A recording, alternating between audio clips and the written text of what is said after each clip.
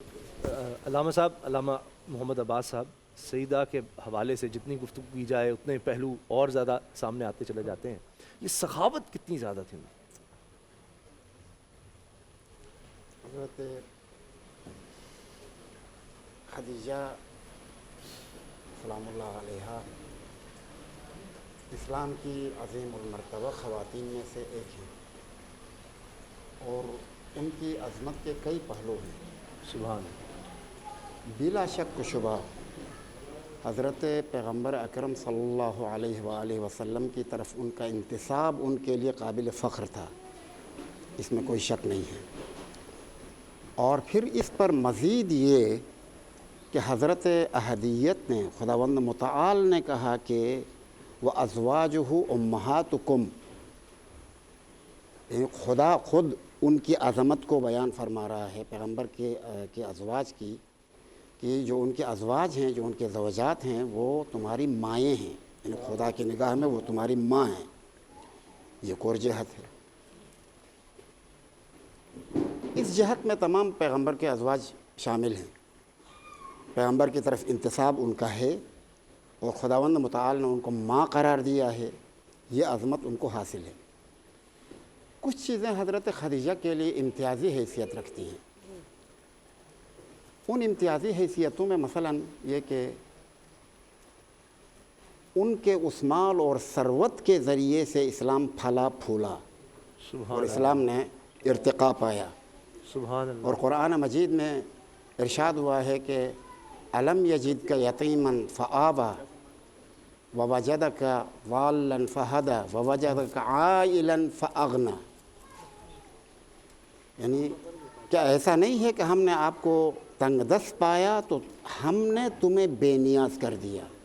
سبحان اللہ. اس میں شک نہیں ہے کہ یہ بے نیازی عطائے خدا ہے. خداوند متعال نے اسباب فراہم کیا ہے، وہ مسبب الاسباب وہی ہے، لیکن جس سبب کے ذریعے سے ان کو بے نیازی حاصل ہو گئی وہ حضرت خدیجہ ہے. یعنی خدا حضرت پروردگار عالم نے حضرت پیغمبر اکرم کو جو بے نیاز کر دیا، اس بے نیازی میں جو وسیلہ اور ذریعہ واقع ہو گئی ہیں وہ حضرت خدیجہ ہیں. یہ بہت بڑا اعزاز ہے حضرت خدیجہ کو. حضرت خدیجہ اپنے مال اور دولت کے اعتبار سے ممتاز تھی، ملکۃ العرب انہیں کہا جاتا تھا.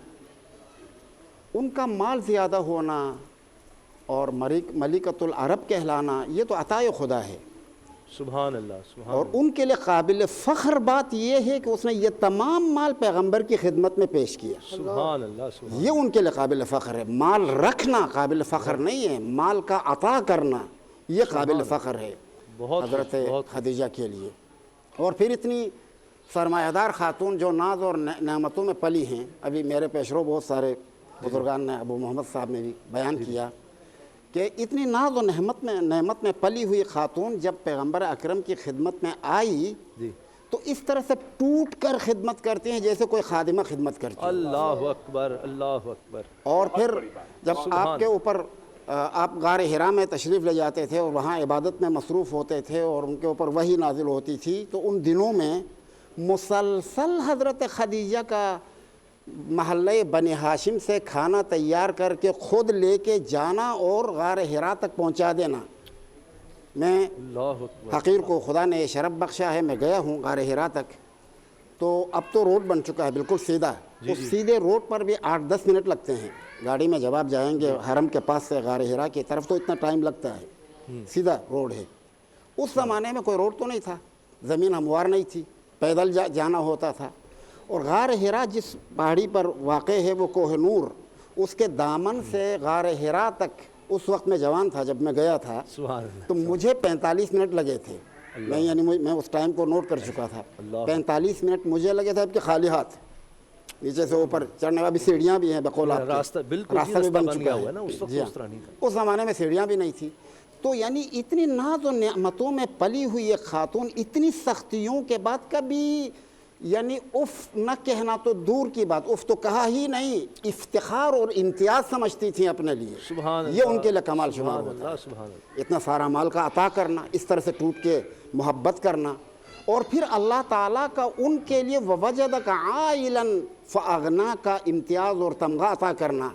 یہ حضرت خدیجہ کے کمالات میں سے ہیں۔ سبحان حضرت اللہ۔ خدیجہ جب مال تجارت ان کا لے کے حضرت پیغمبر اکرم صلی اللہ علیہ وآلہ وسلم شام گئے تھے اپنے چچا حضرت ابو طالب کے ساتھ، جی تو اس سفر کے دوران بہت ساری باتیں سامنے آ گئی تھیں۔ جی جی کچھ راہبوں نے آپ کی نبوت کے بارے میں بتا دیا تھا، جی جی اور حضرت خدیجہ کا ایک غلام ہوتا تھا میسرہ، وہ بھی اس سفر میں ساتھ تھا۔